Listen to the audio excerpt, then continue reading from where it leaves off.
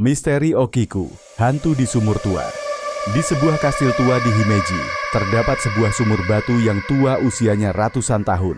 Sumur itu tidak lagi digunakan, tapi selalu dijaga, bukan karena airnya, melainkan karena legenda yang mengerikan. Pada zaman dahulu, kastil ini dihuni oleh seorang samurai kaya bernama Ken Prom. Ia memiliki seorang pelayan wanita bernama Okiku, seorang gadis muda dan yang paling cantik di antara pelayan lainnya.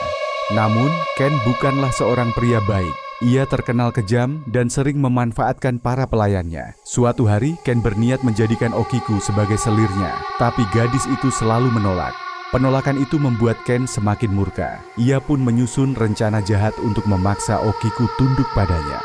Di dalam kastil, terdapat 10 piring emas yang sangat berharga. Ken diam-diam menyembunyikan salah satunya, lalu menuduh Okiku telah mencurinya. Okiku yang tidak tahu apa-apa menjadi ketakutan.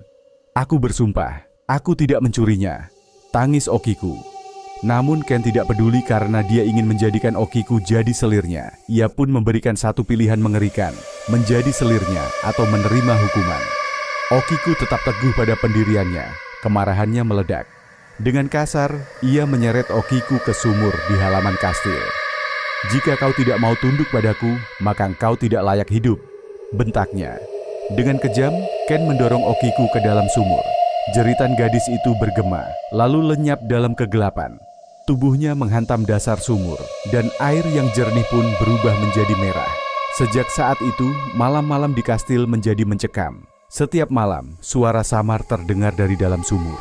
Suara seorang wanita yang menangis, disertai bisikan menghitung pelan. Ichi, Ni, San, Shi, Go, Roku, Shichi, Hachi, Kyu.